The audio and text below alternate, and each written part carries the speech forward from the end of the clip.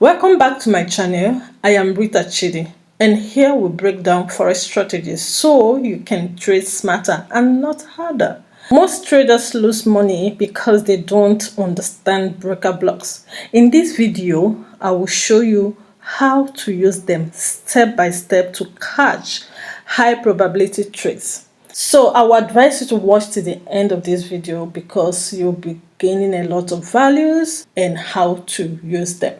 Now, what is breaker block? For you to begin, you have to understand what breaker block is. Now, a breaker block is a failed order block that flipped into the opposite direction. And for you to have a proper understanding of what breaker block is, you first have to know what is an order block. Now, an order block is the last bullish or bearish candle before an impulsive move. In other words, before a big move. For this to happen, there must always be a break of structure for you to be able to qualify that to be an order block. Let's take it step by step. Case study 1. This is my illustration for bearish breaker block. First of all, your duty is to identify break of structures. If you can be doing these simple things and consistently keep doing it, you are going to be packing a lot of funds from the forex market.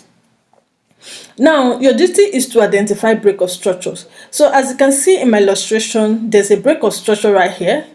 And when a break of structure happens, it means that the last candle before, or rather, the first candle before this impulsive move becomes the order block. Why? Because this move breaks structure.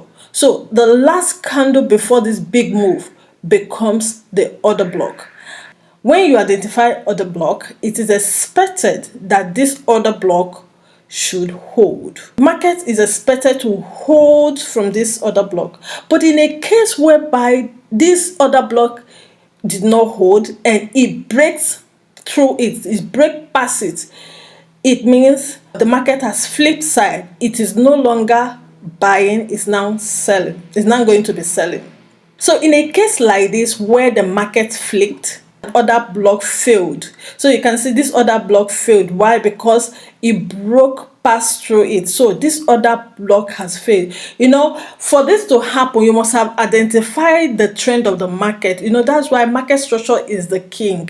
You have to first of all understand how to use market structure. And if you don't know how to use or to properly mark your market structure, I have a video. The link will be in the description box. Go check it out. So now, the first thing is for you to properly mark your market structure, identify your market structure. Are you bullish or are you bearish? But in this case, the market was bullish. So because the market is actually breaking structures to the upside, higher high, higher low. But it got to this point where it broke structure and order block is here.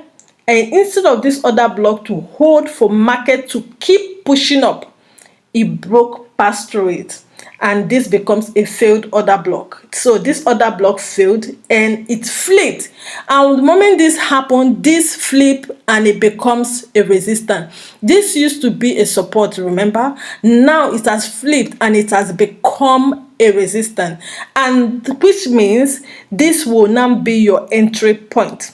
As a flip, it becomes your entry point for sell. So once you identify this breaker block, you see that the market has already flipped. So you're no longer going to be buying, you're going to be selling, but you're not just going to start selling anyhow. You have to wait for the market to return back to this zone, to this POI, before you can enter a sell. And your TP will be this low, while your stop loss will be above this high, or if there's a rejection candle before this high, that will be your stop loss point. Let's move to case study number 2, which is bullish breaker block. Like I said, your job is to identify break of structure. So the market was bearish and it breaks structure, and you mark here as your order block.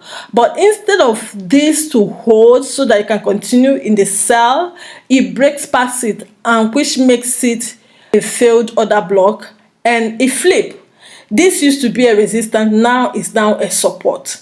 So for this to be a support, it means you're no longer selling, you're now going to be buying. So as you mark here as your order block and it failed, you will extend it, and that will now be your entry point where you're going to be buying. And just like the same, your TP will be here, this high. Moving on, you have to understand how to trade breaker blocks. Just to recap everything I've said, how to trade breaker blocks. Number one, you have to mark the breaker block or candle, body plus wick of that candle. Then you wait for price to retrace back into that zone. Then look for confirmation candlestick pattern, lower time frame, change of character, or rejection wick. So these are the things you're going to be looking out for in order for you to be able to trade using breaker blocks. First of all, you have to mark the breaker block zone. Then you wait for price to retrace back into that zone. Then you look for confirmation. Then what are your confirmation? Candlestick pattern. Of course, you are going to go to lower time frame.